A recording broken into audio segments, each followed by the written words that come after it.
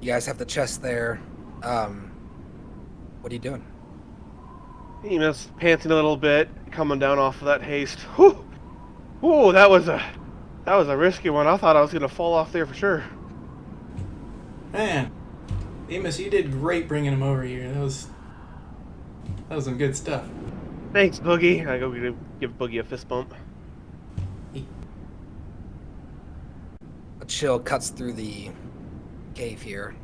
A stark reminder of the dropping temperatures. It's probably about -25 Fahrenheit now with wind chill. Well, do we want to try to get Maybe that offering -30. to the temple or whatever it is at the altar up above and get out of here? Um, whether we do it before resting or not, I think we will want to rest before continuing to fly. So, I think it might be good to try to rest away the chill a bit. Well, I don't think we should be resting up here, though. Yeah, I don't No. either. I think we should finish delivering the chest if that's what we want to do, and then just fly away. Okay, that'll work for me. What are you guys doing with the crystal? How big is it? Like, is it as big as it's depicted here? It's massive. Oh boy, Nice. we're gonna have to figure out a way to transport this. Boogie, didn't you have your thing for like levitating items? No, I gave that to Tammy. Oh. We've got a We gotta bag of stop holding giving up. everything to the NPCs. Hmm. We just love them so much. Here you go, Tammy. I got you a gift. Well, I mean, We really do like our NPCs. she could use the ability to hold things a lot more than I could. Like 500 pounds is not nearly as big of a deal as it is for her. Well, could you draw a net to maybe lash it between so one of our griffins can carry it? I could make some scaffolding, but I think this might just fit inside of a bag of holding. Go for it. I don't think it will, but sure.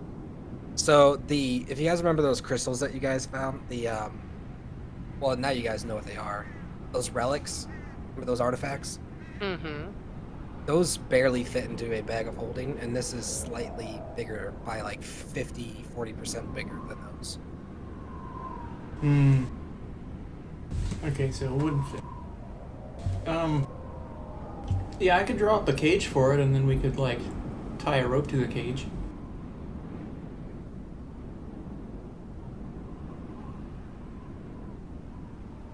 You could Is draw that a right? cage and okay, yeah, that sounds like a good option.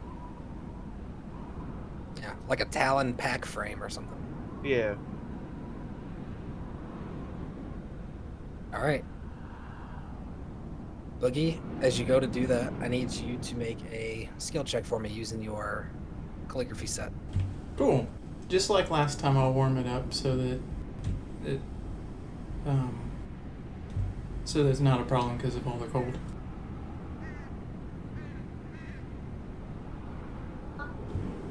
Six. Okay. Might have to start over. As it's coming out, you guys are watching, and a little bit of skepticism crosses your face as you see this very janky, jaggedy pack frame begin to emerge at very odd angles. It looks like it's made out of wood, and it's the right size, but it definitely does not look good, and you're not certain that it's going to be great. Ah, that was a practice one. I toss it over to the other side of Emus. Make another one.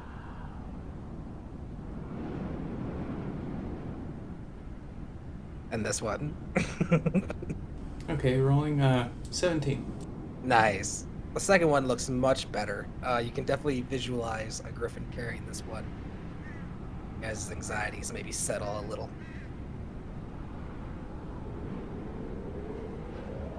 There we go. Do we get the impression that this is, I guess either way we wanted to get as much of the crystals as possible? And I'm picturing basically like two halves that are like married together with like either drawn loops of hardwood or rope. around the object. So, what I was Yeah. thinking of was like kind of making a spider web sort of thing, and it just kind of wraps around it, and in order to get the crystal out, you have to break it. Okay, so you're basically moving the scroll around the object as you're creating it. Sure. Yeah, that seems more reasonable than trying to constantly draw it to go to the left. Okay, it's wrapped up. It looks pretty good. You can definitely see the inspiration of the spider in the woodwork. What are you guys doing? Emus is going to take a second to catch his breath.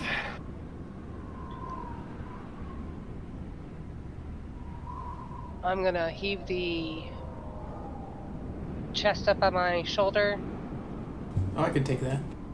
Oh, you gonna grab it? Thanks, Boogie.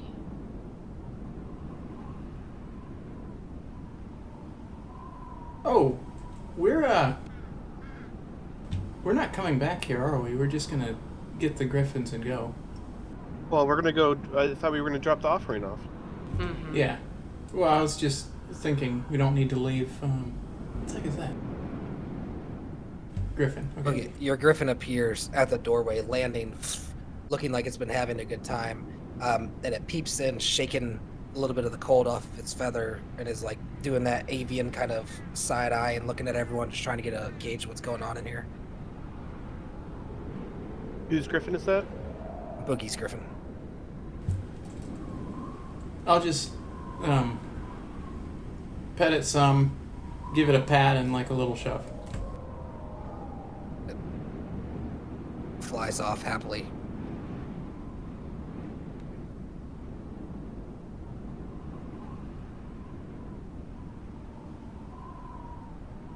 Okay. What we doing? Emus is going to go ahead and start crossing the bridge back to where we left the chest. Yeah, I bet the chest We is brought the chest more with us. inconvenient than the moat. Oh. So. Yeah, let's go ahead and carry the chest off to the altar up ahead. Finish our Okay. journey. All right, as you guys make your way, are you leaving the crystal here for now? In the cage that Boogie drew up. Yeah. So the cage is like maybe weighing it down, but I don't really think of it as Are you, all that. what I'm inconvenient. asking is, are you leaving the crystal here, or are you taking it with you? Probably Like taking in this it. room. Okay. Yeah, It's I think like, I with don't think Boogie's we're coming strength back here. and Emus even having the build a hill giant strength, there'd be enough purchase to be able to grab that wood. Okay, I'll help carry it. All right, and we make our way over. Grab everyone.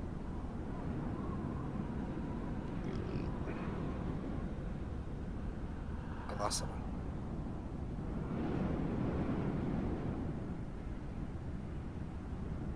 All right, as you guys make your way, it seems calm, and there's that nice breeze at your back that gently guides you across this bridge.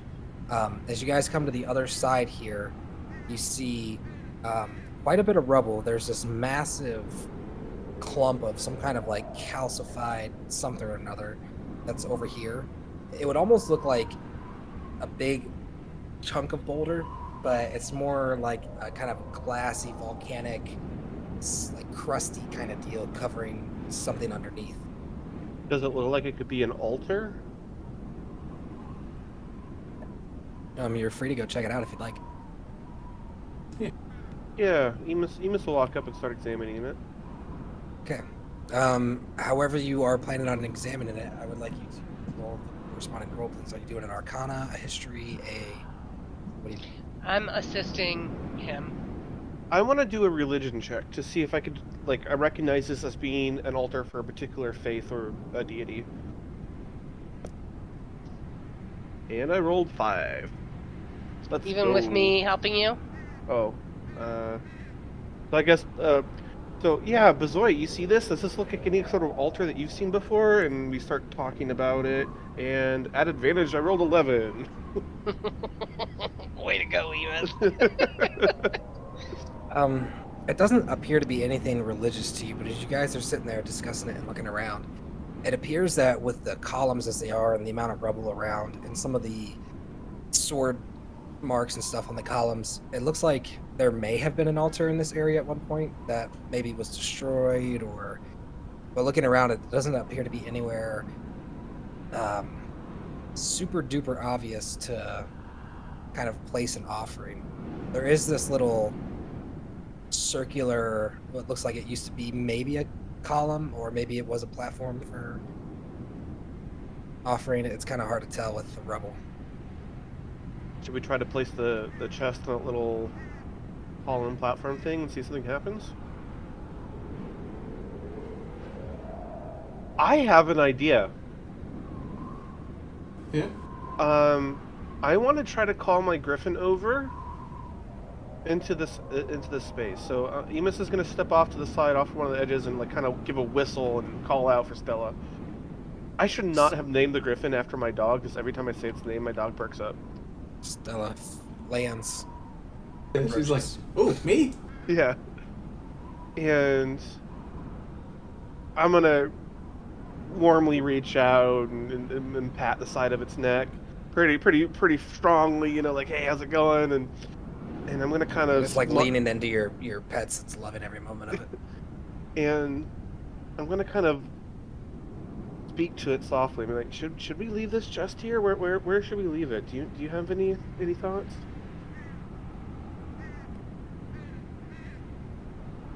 It's looking at you with a ton of love inside of its eyes, and it's just loving you, talking to it, and it pushes back into you, but doesn't respond in any intelligible way to your question.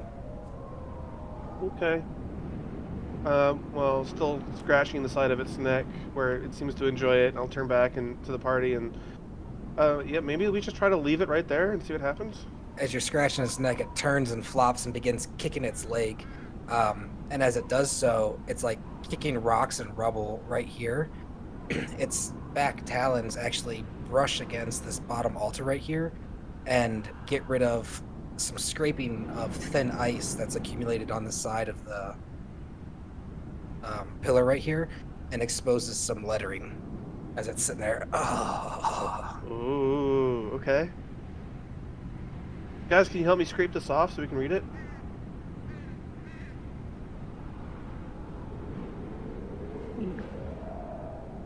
Did you stop scratching, Stella? No, that's why I'm asking for help, because I'm too busy petting the griffin. Still continue to scratch the like talon on stone sounds. Yeah, I work at it.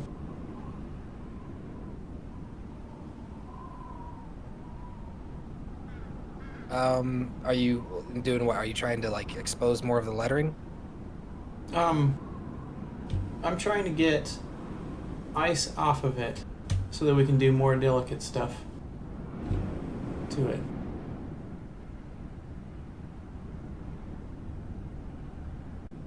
But yeah, the end goal is to expose the letters completely. Like the whole thing, maybe.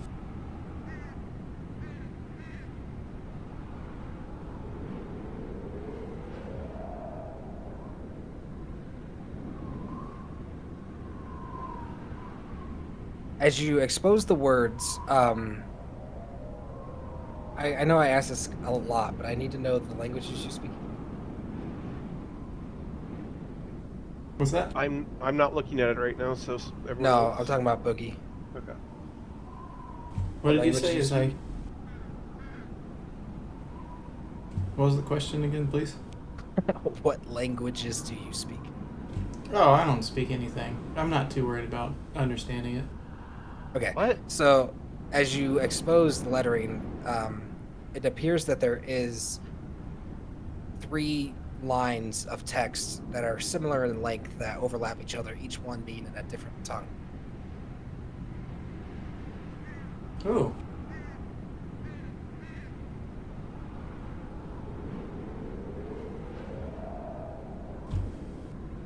Maybe these all say the same thing. I don't know. Calamacy, you're good at reading languages. I do like a side lean over and see if I can read any of them. Being Common, Elvish, Draconic, Orc, and Goblin. You recognize one of the texts as Elven. I would assume that you guys have enough now experience with the language to not read, but recognize that one of the second of the three lines is Giant. So Giant, Elven, and then some third language. So glancing over, Emus reads Celestial, Common, Draconic, Dwarvish, Elvish, Halfling, and Orc. No. You don't recognize Well, I have any of Elvish. them. Well, Elvish, yeah, but you don't recognize any of the other ones. Okay. Doesn't Boogie speak giant? No. That was our problem for us not being able to communicate with the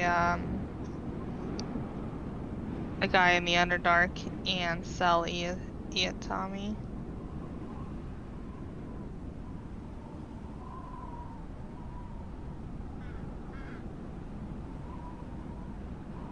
You guys doing anything? Yeah, I'm gonna read the Elvish description. Okay. Are you reading it in your head or out loud? How are you reading it? Emus will read it out loud. Okay.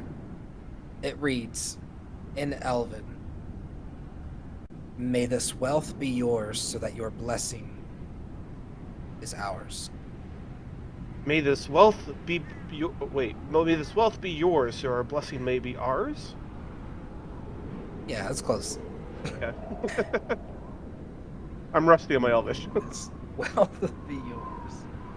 So that your blessing is ours. Well, Okay, I'll should put- we offer the? Yeah, let's go ahead and put the chest on the thing. Oh yeah, we could put it directly on I would top like of this to pedestal. start- Yeah. I would like to start cleaning up all the rubble and everything, trying to make it a little bit more presentable before we leave it. Ooh, that's a good idea. I would Okay. take her cue and help her with that. That reminds me, I do want to fix that bridge in a basic sense before heading out. All right, so you guys place the chest. She begins going around cleaning up. Calamity's helping her. Is anyone speaking the offering as you put the chest on there, or are we just setting it there, leaving it? What are we doing? I would Emus? say. Sorry. No, go ahead. I was gonna say, I would suggest if we were planning on doing it for Mithril Hall, like finishing their quest, to state that with maybe whatever that may this wealth be yours so that the blessing is ours, or maybe theirs, something along those lines. Yeah.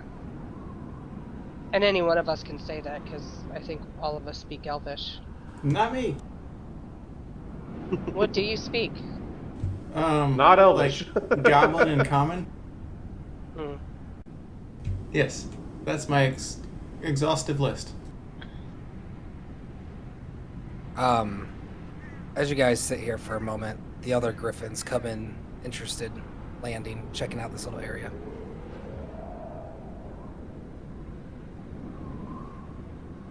I say Alright. we dedicate it to Mithril Hall, since it's their money. I don't know. I kind of want to do it to us. Again, we don't know if the original intenders of this wealth are even still alive or around or exist anymore. We don't know how old any of it is. Why Well, don't I'm we sure do it Mithril in Hall's honor still of around. Mistra then? Oh yeah, we could ask. In honor of Mistra. Yeah, isn't she our god? No, I'm just thinking about it. Like, how would a blessing from a god benefit another god? Like, how would that dynamic work? An alliance? Yeah, maybe, but maybe this might not be enough for like gods to become aligned, right? It's probably just enough to get a god's attention to help mortals. I kind of want to do it to. I kind of want to direct it to, well, obviously us, but more specifically to everyone who follows in our stead.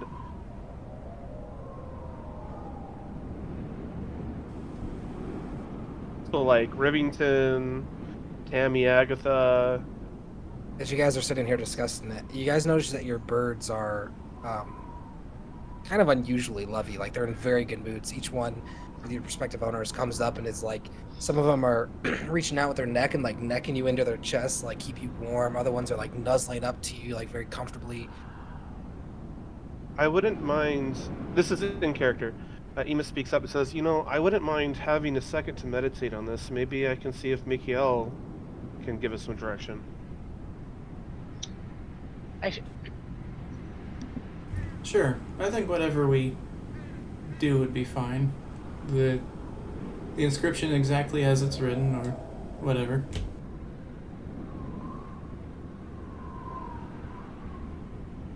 Emus, as you meditate, I need you to make a religion check for me. Okay. As Ema says that, I shake my head, noddingly, as in I understand. And I walk over to Adler. I start playing with him and rubbing on his neck and stuff and say, what do you know, boy? You know anything about this place? See if I can't feel any insight from him. 16. He is nudging into you and loving all the attention, but he doesn't appear to be giving you any answers. He seems to really like this place too, though.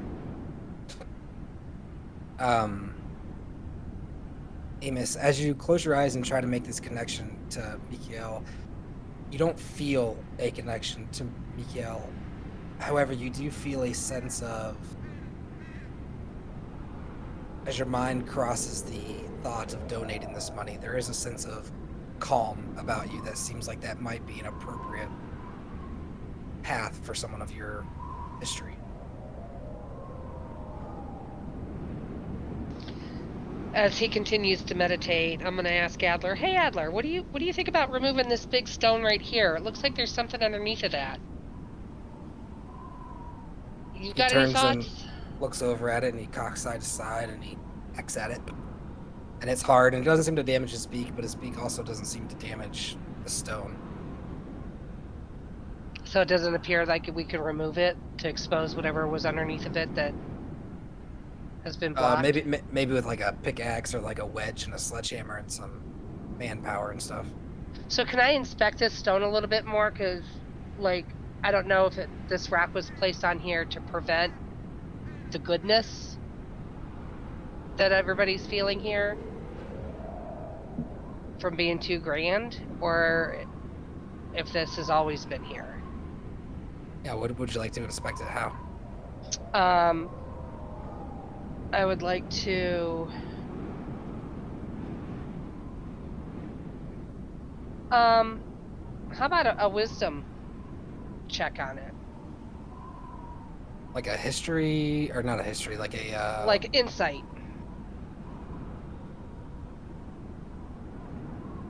Sure, you can roll an insight. 10, 11, 12, 13, 14.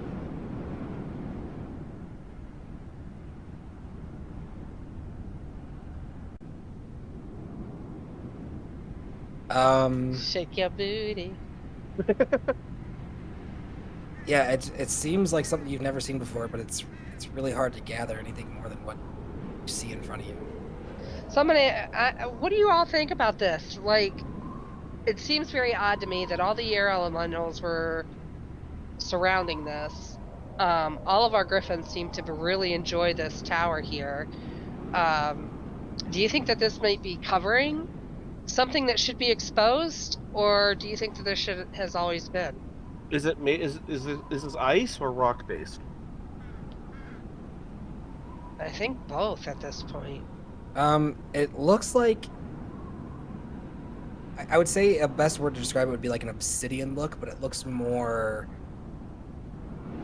I don't know, supernatural than obsidian does. I can try banishment on it. I don't think that's gonna do much though.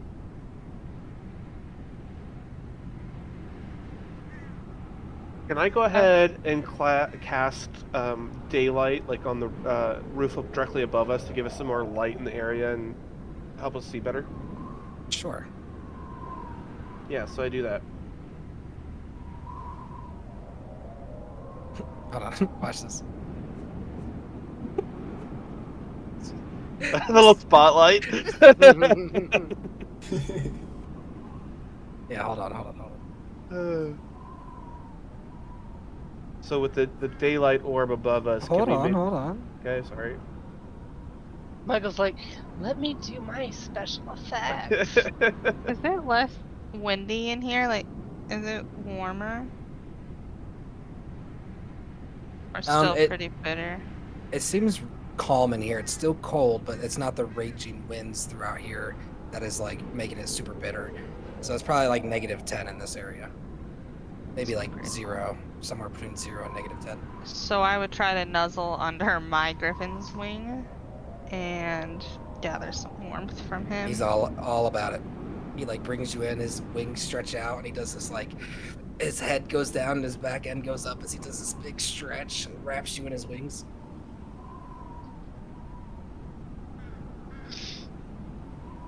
All right, under this light, what do you? I mean, I'm trying to see if like I can see deeper into this opaque material to see if I can... I see. Oh, yeah, I guess I also want to see that sort of stuff. Like, does this look like it collapsed onto the ground? Or the ground was built around? Okay. Roll a perception check, Emus.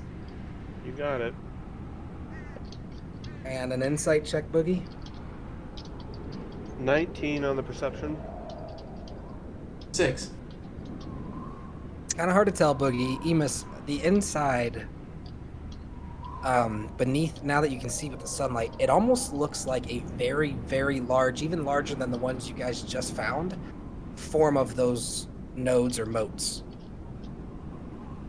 Buried in it, or it is one? Like it is one that has like been, I don't know, Growing for a long time. growing or sealed or deactivated or faltering or growing, whatever you want to. I mean, it could be anything. Oh, we want that.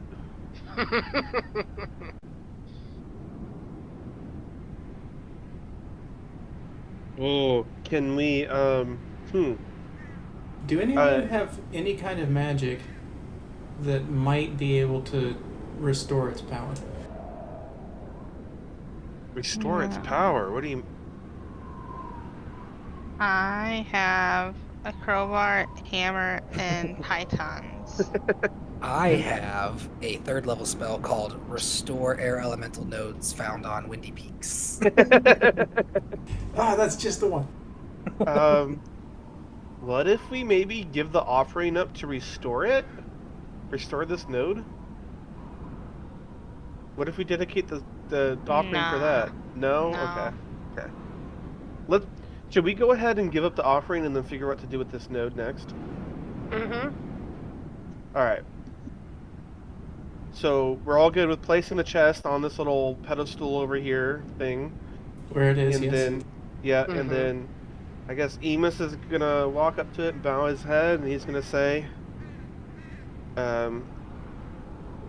for us and all we stand for, protect the good people of the world, and hopefully this offering proves worthwhile of your efforts.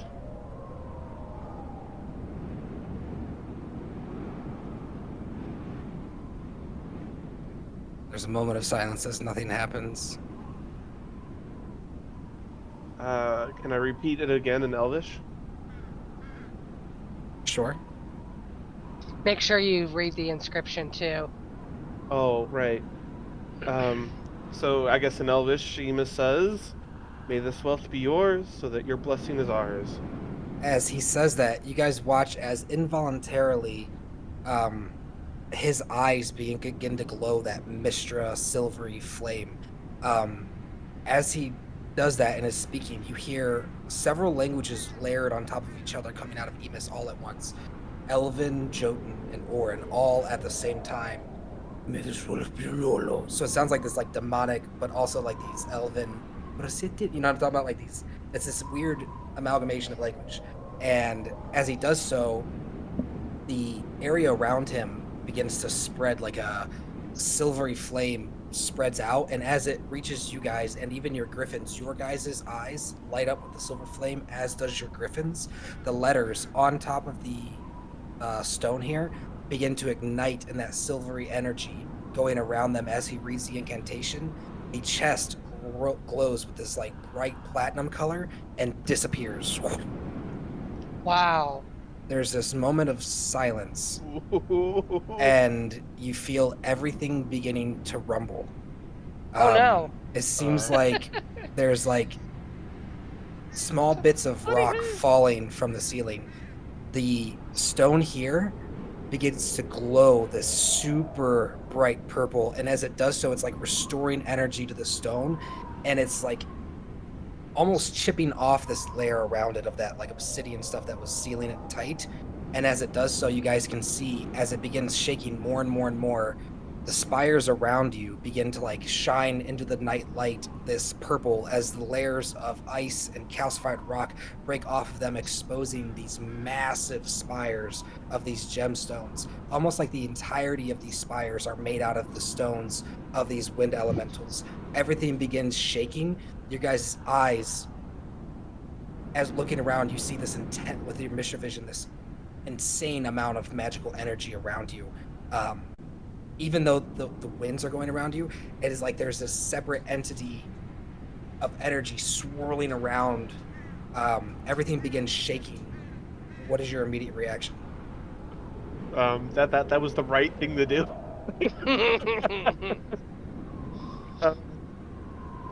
Hold on to my griffin. Yeah, probably Yeah. same. Yeah. These stones shake and rattle more as more and more force. You hear breaking as stuff begins falling thousands of feet down below. The pillar that you're on seems to be tilting, and then in this thousands of small segments, every spire in the area, including the one you on, shatters into a million different pieces, and you all begin falling. Whoa! Okay. It is like this shooting star of magical energy as these like glowing purple rocks are beaming towards, leaving trails of light behind them as they fall. Some falling quicker than others as you guys are falling amongst them. Looking around, you see falling with you your griffins unconscious. What do you do? All of our griffins are unconscious? They're currently falling with you in free fall. Looking around, the four of you are awake, but it looks like your griffins are completely unconscious. They're like their back falling first, eyes shut, just falling. Emus is grabbed onto his, and I'm going to try to like, embrace it, like get on its back, like kind of proper, and then I'm gonna start trying to like kind of slap it awake, like hey buddy, I need you. As you smack, it's unresponsive. I just You're cling to falling 500, 600, 700, 800 feet now.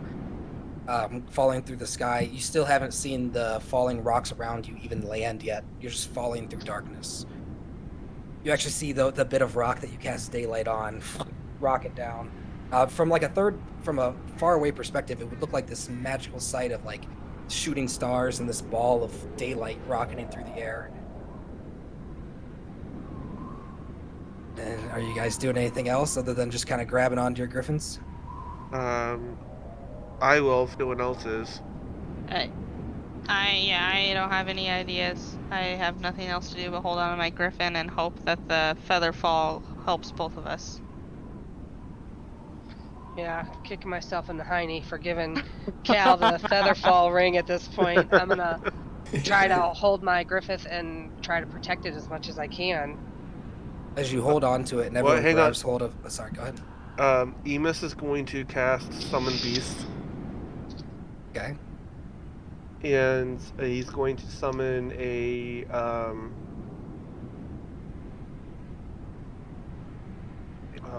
air beast. What kind? It's just an air beast. That's what it is, a bestial spirit. It's like Okay. a small griffin. And I'm gonna call out to it as we fall, save the rest of them! And then I'm going to prepare to enter my ethereal form right before we land, while holding on and preventing my griffin from hitting the ground. As you're falling, rocketing towards the ground, you summon your beast. You're yelling out commands for it as you watch this, like, spear-like, very large crystal that's falling with the rest of the spire rocket by and decimate it right into the side of the head, and it disappears into nothingness. Shield terror enters into your body as your hope is running out. As you guys look down, you can see now where the crystals are slamming into the ground, probably about 1,000 feet below you now, maybe 800 feet. They're rocketing into the ground, landing into the sand. The crystals around you begin to like break apart and turn almost into like this kind of sandy, glistening ordeal. But then they begin doing this odd maneuver where they begin kind of circling around and landing into, like, they're surrounding, like, silhouetting the feathers and stuff of the griffins. And the dust begins kind of forming around the group that's falling and wrapping around everyone that's there. As it begins covering your skin, the last thing it covers is your eyes. You guys are about 100 feet from the ground, slamming certain death. And then it crystal overs your eyes and it goes black, and you feel the impending doom of the ground about to hit, and you lose consciousness. Oh. I wanted to do something before we ended, but that's fine. I don't know if it would have. All right, ladies and gentlemen, that's the end of tonight's No! session. Oh man.